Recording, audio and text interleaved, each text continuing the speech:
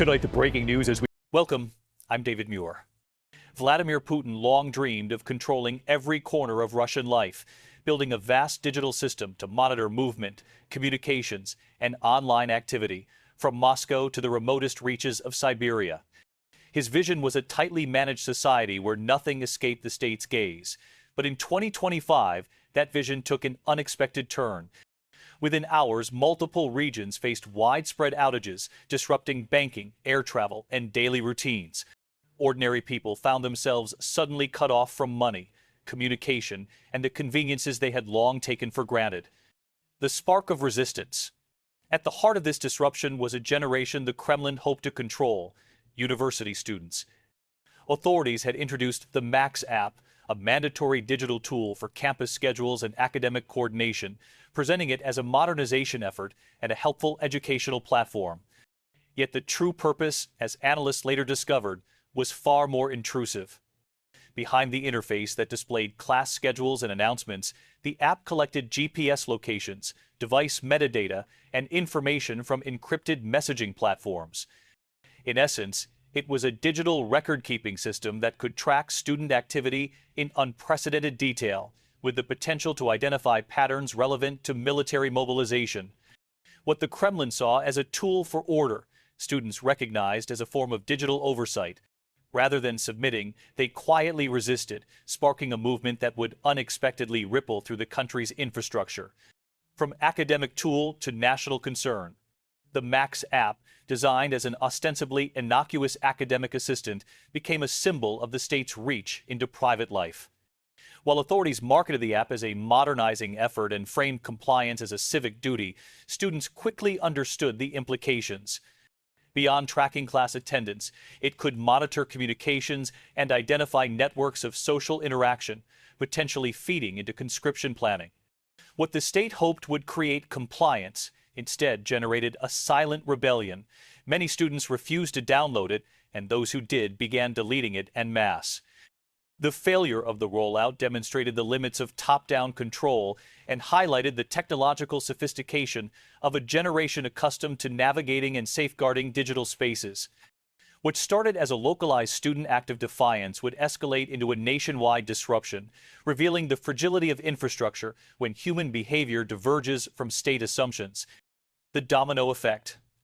The student-led resistance quickly had consequences far beyond campuses. Roskomnadzor, the Russian communications oversight agency, attempted to restrict digital signals to limit coordination, interfering with the country's domain name system in the process. The DNS is effectively the Internet's phone book, and disrupting it sent shockwaves through banking systems, transportation networks, and commerce. ATMs and payment systems failed, salary transfers disappeared temporarily, and businesses dependent on digital coordination ground to a halt. This was not a surgical adjustment, but a broad intervention that revealed the interdependence of modern infrastructure. Citizens experienced a cascade of interruptions, from the inability to access basic financial services to delays in air travel and online commerce, demonstrating how quickly technological controls can backfire when implementation collides with human ingenuity. The regional impact. Petersburg and Ulyanovsk were among the hardest-hit areas. Petersburg, with its population of over 5 million, faced a near-total digital blackout, cutting citizens off from both work and social connections.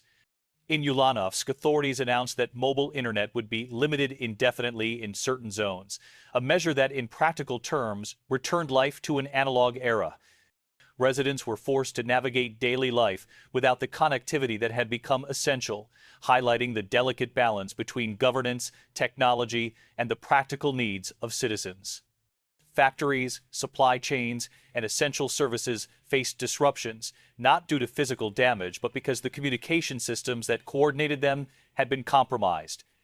In these regions, the digital lifeblood of the economy was suddenly absent, forcing people to confront the reality of dependency on technology in ways they had never experienced. Historical echoes. The images of citizens standing in long lines to access services recall scenes from the early 1992 during the collapse of the Soviet Union.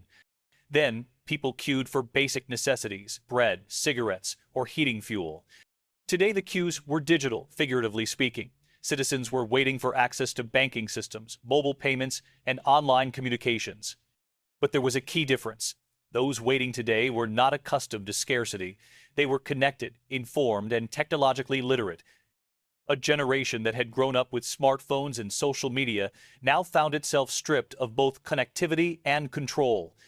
What the state may have intended as a preventative measure instead highlighted its vulnerability, revealing the human and economic costs of abrupt digital interventions. The psychological impact of these outages extended far beyond inconvenience, feeding uncertainty, frustration, and a sense of disempowerment among young Russians. Youth and technology. The younger generation responded differently than older generations might have. While some citizens resigned themselves to outages, university students and young professionals leveraged their technical expertise to navigate around restrictions, share information, and organize responses.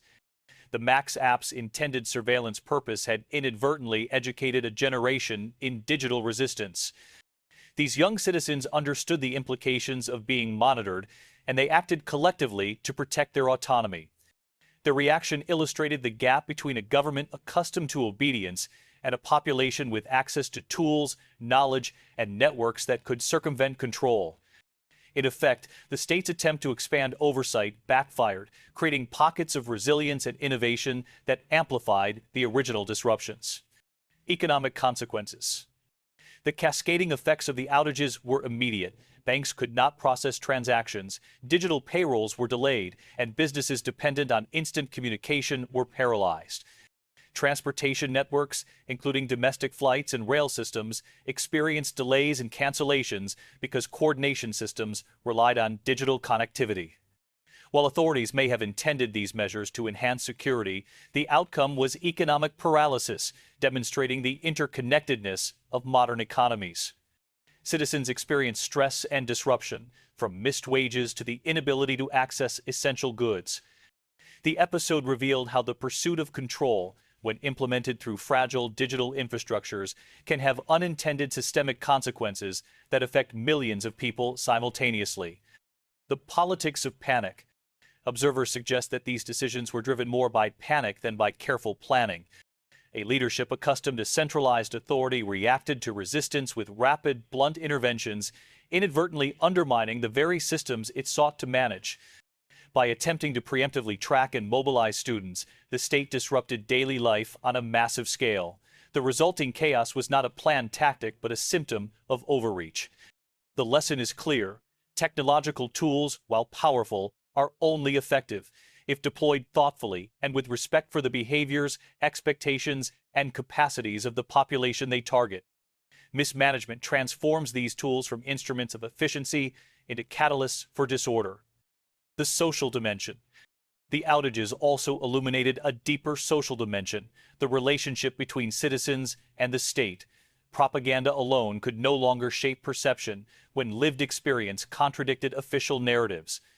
Ordinary Russians were forced to reconcile claims of stability with the reality of inaccessible services, stalled financial systems, and pervasive uncertainty.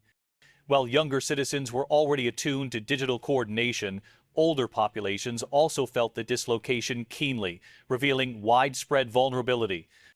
The incident underscored the importance of trust, communication, and transparency in governance, particularly in societies where technology plays a central role in daily life. Without these elements, attempts at control risk, undermining both authority and legitimacy. The regional spark of awareness. Regions such as St. Petersburg have historically played central roles in moments of social and political change. From the revolutions of the early 20th century to the transformations of the late Soviet era, these urban centers have served as both symbolic and practical arenas for dissent and mobilization. In 2025, the combination of digital disruption, economic interruption, and technological awareness created a new layer of civic consciousness. Citizens were forced to confront the limitations of state control and to consider alternatives for maintaining autonomy. The Max app, intended as a tool of oversight, became a focal point for collective action and digital literacy, highlighting the ways in which technology can simultaneously enable control and resistance. Lessons for governance. The events also offer lessons for governance in the digital age. Over-reliance on technological interventions without regard for human behavior can trigger unpredictable outcomes. Control mechanisms designed to monitor or enforce compliance can become flashpoints when populations are technologically literate, socially connected, and motivated to protect their autonomy. Policymakers must balance the need for security with respect for citizens' capabilities and rights. Abrupt interventions, particularly those affecting essential services, risk sparking resistance, disruption, and long-term damage to both infrastructure and public trust. In other words, technological control is not a substitute for thoughtful governance. The human element. Amid the analysis of DNS outages, banking interruptions, and app surveillance, the human element remains central. Citizens' responses, ranging from patience to creative circumvention, demonstrate how people adapt to constraints and assert agency even under restrictive conditions. The younger generation, especially students, has shown how familiarity with digital tools can translate into resilience. By understanding both the capabilities and the intentions of the state, they were able to mitigate the reach of monitoring systems and signal dissent without immediate confrontation. This human capacity for adaptation underscores the limitations of purely technological approaches to control, highlighting that governance is ultimately about people, not just systems. The human takeaway. Ultimately, the story is about people, students, citizens, and leaders navigating a complex digital world. It demonstrates that authority, infrastructure, and policy cannot substitute for respect, trust, and understanding of human behavior. As society becomes increasingly networked and connected, governance must adapt, taking into account both the opportunities and risks of digital systems. Resistance is no longer solely a political act. It can be a technological, social, and civic assertion of agency. Russia's experience in 2025 provides a clear example of this dynamic and emphasizes the importance of foresight, planning, and consideration for the lived experiences of citizens.